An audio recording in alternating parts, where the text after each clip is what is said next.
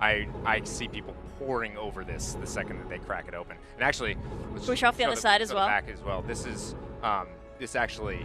There's no way you're going to get all the detail that you need to by looking at this, but this actually is telling the legend of Calamity Ganon. Hey guys, welcome along to a new video.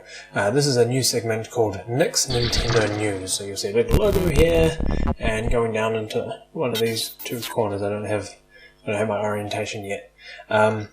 But this is, even though this video is about more speculation, I'm just kicking off a new title for the segment. So in my last video, I made a preview of the map that's available as a collector's edition item in the Master and Special Edition of the Zelda games. And that video, as of today, which is the 6th day of it being published, is already over 5,000 views. So thank you guys so much for your support.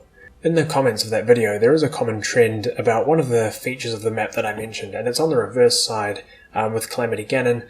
There's a figurine there who looks, I speculated that it might be Link, or one of his ancestors. However, other people had a thought that it might be Ganon. I don't have a Ganon amiibo. Not this guy.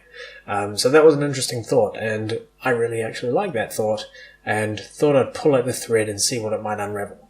So these are my thoughts around the theory that this figure on the map could be Ganon. The first conclusion I came to was, if this is Ganon, then what is this? This is Calamity Ganon. How is it that there is Ganon and Calamity Ganon in one scene? So let's look at it a little bit more closely. First of all, we'll look at Ganondorf himself and figure out why he would be fighting Calamity Ganon. I mean, sure, Ganondorf is evil, and that's because the steps that he took to reach his goal in every one of the games are considered cruel and unusual, and his ultimate goal did actually harm others. But when you break it down, one man's terrorist is another man's freedom fighter, so, he was doing good for someone. And his motivations were explained in Wind Waker, that he was trying to save his own people from the desert, which is a pretty admirable outcome if you think about it. In Wind Waker, in fact, it's almost a tragedy to think that you have to face off against Ganondorf, because he's not really the big bad villain that you're used to. He's actually a little bit more well thought out. You notice he doesn't actually attack Zelda, he keeps her safe, he puts her in a sickbed. He doesn't try to attack Link until he's absolutely forced to, and all he's really trying to do is use their Triforce pieces to make a wish to actually remove the flood from Hyrule. What he would do then would probably be cruel and unusual again, but up until that point, he's actually quite a well-reasonable villain. So you can say that Ganondorf was evil, but not malevolent. Switch around to the source of his power, Demise, and you get a different story. To paraphrase Zelda's own words from Skyward Sword, Demise would have devoured the world if he'd been left to his own devices. Now, let's jump forward to Calamity Ganon, which, in the voice that we've pretty much confirmed as Zelda, states that the world will face its end when the beast regains his full power. Why am I linking these two events together? I'll get to that in just a sec. Now let's take a sidestep to Ocarina of Time. In the child timeline, Link opens the door of time, then removes the Master Sword, which we know acts as a bridge between the adult timeline and the child timeline.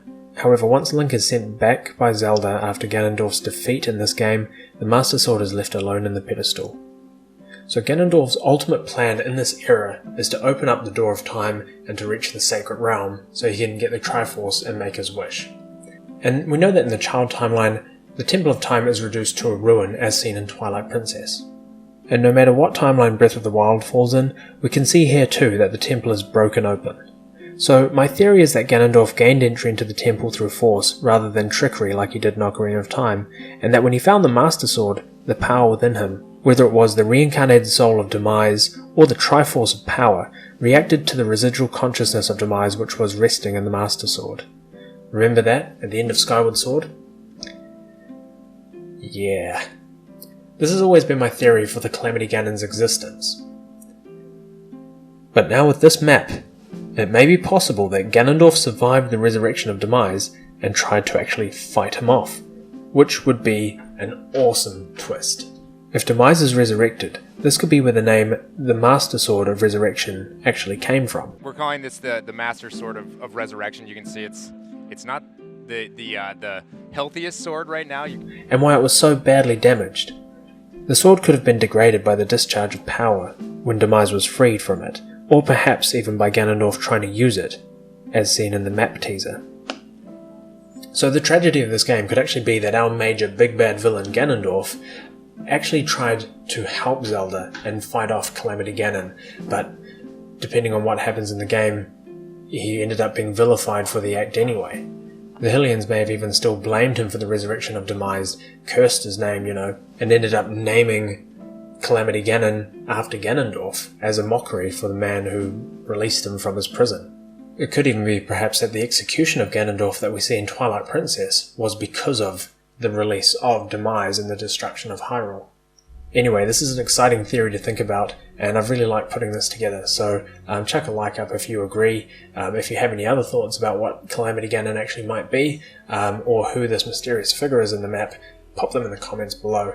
If you haven't already subscribed, please do so. I really love your guys' support, and I'd really love to see some more. That would be awesome. And yeah, until the next video, I've been Nick, you've been you. This has been a Nick's Nintendo News update, kind of. And look out for the next one. Thanks.